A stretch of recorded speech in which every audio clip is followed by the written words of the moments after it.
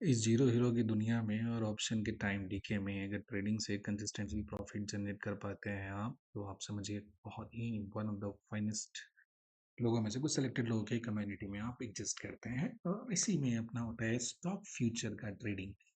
तो इसमें एक अच्छा खासा डिसेंट हमने प्रॉफिट जनरेट किया था। और ऐसा नहीं कि रैंडम मार्केट जब ओपन हुआ उसके बाद स्टॉक ना स्टॉक शॉर्ट लिस्टेड होता है अपना पहले से, और उसमें सेटअप भी डिसाइडेड होता है और इस जगह पे आएगा तो बाइंग करेंगे। पहली बात तो ये आपको समझना पड़ेगा कि स्टॉक में आखिर मूव आने वाला है, इस चीज़ को एंटीसिपेट कैसे करते हैं, किस तरीके से, और एंट्री का क्या बेसिस होता है। बात समझेंगे जरा। भारतीय एयरटेल का बात करेंगे। इसका ऑप्शन में हम लोग प्लान किए थे, कुछ 14 रुपये का था और 10 का प्रॉफिट उसमें जम किया था। अकॉर्डिंगली आप प्लान कर सकते हैं कितने पॉइंट वहाँ पे बन गए होंगे।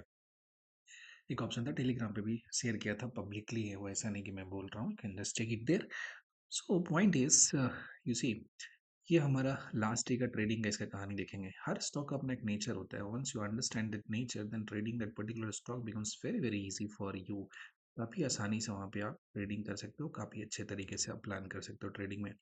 ये स्टॉक है भारतीय एयरटेल। इसमें अगर आप देखते हो ध्यान से तो क्या होता है कि आपका जो स्टॉक था ये मूव किया था, सिंगल कैंडल डाउन दिया था लास्ट डे में, और उसके बाद पूरे डे यहाँ पे गया, अपने प्रीवियस डे का जो हाई है इसे निकाला और पूरे टाइम इसी हाई के near about up and down move किया था। ध्यान से देखेंगे कि मार्केट में कल इसमें कोई भी वॉल्यूम नहीं था, यहाँ पे किसी भी तरह का वॉल्यूम पूरे टाइम में नहीं था।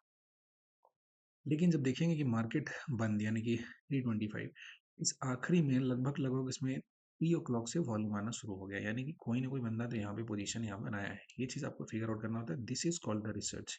यही अपना कहानी होता है जिसमें स्टॉक को शॉर्टलिस्ट करके हम लोग रखते हैं, उसमें ट्रेड आने वाले दिन में हम लोग प्लान करते हैं।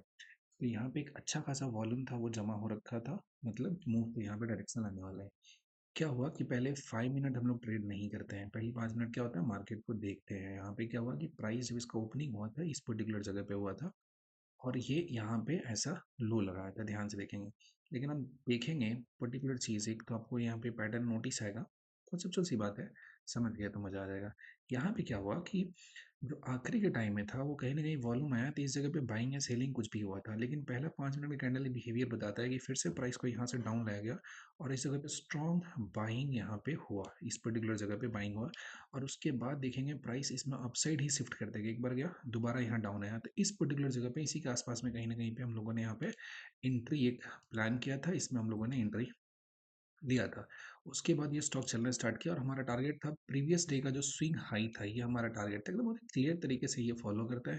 फ्यूचर में टाइम डिके का लफड़ा होता नहीं है, तो चाहे वो 1 घंटे में जाए चाहे 10 मिनट में जाए, वो चीज़ आपको वहाँ तक पहुँचा देगा, तो फिर मज़ा ही मज़ा है, कोई दिक्कत ही नहीं यहाँ पे। ये हमारा पॉइंट था, प्रीवियस डे का स्विंग हाई। इस जगह पे हमने एंट्री लगाया था और उसके बाद इसमें आराम से ट्रेड में बना रहा था इस पर्टिकुलर जगह पे, और जाके इस पर्टिकुलर जगह पे हाई लगाया यहाँ पे, और जो अपना टारगेट था वो अचीव हो गया। लेकिन ये तो लाइव मार्केट में होता है ना अपसाइड के लिए, लेकिन आप कम से कम ये बात पता होना चाहिए कि नेक्स्ट डे किस इसमें मूव आने वाला है। जैसा कि आप देखेंगे फिर से कल के लिए स्टॉक ही तैयार हो चुका है।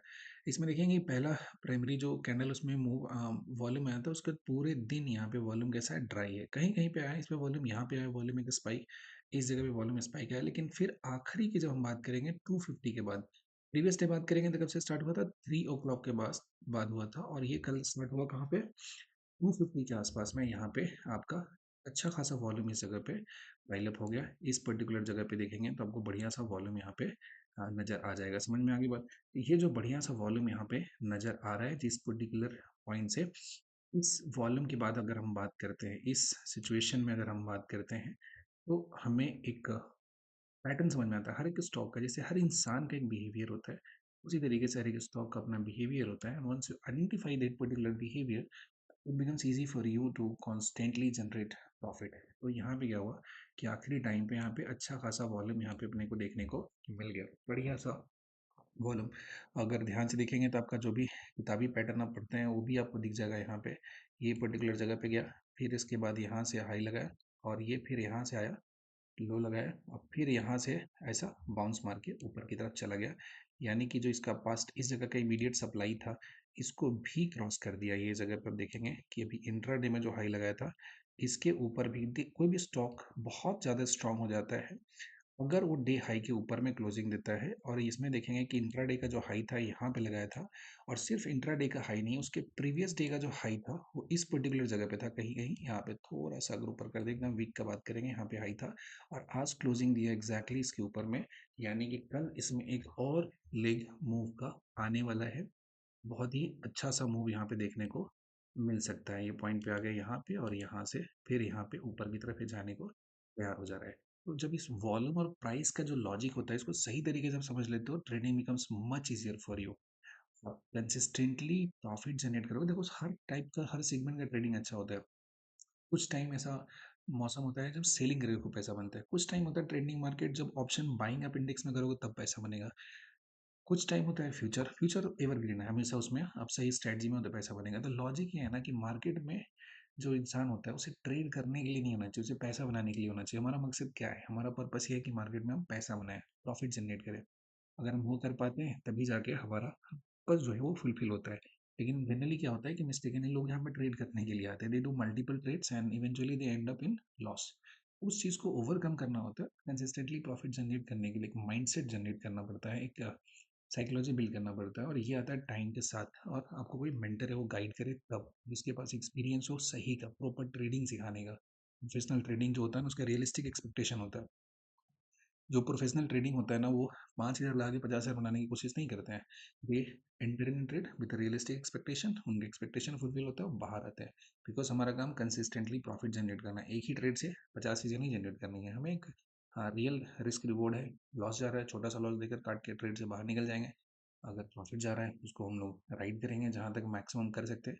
तो इन चीज़ों को समझ के हम अपने ट्रेडिंग को क्या कर सकते हैं, समय के साथ इंप्रूव कर सकते हैं। तो आई होप ये थोड़ा सा इन्फॉर्मेटिव आपको लगा होगा और कुछ चीज़ आपने सीखा है, do write in the comment section. और यहाँ तक आपने देखा, thank you so much, bye bye, see you in the next video.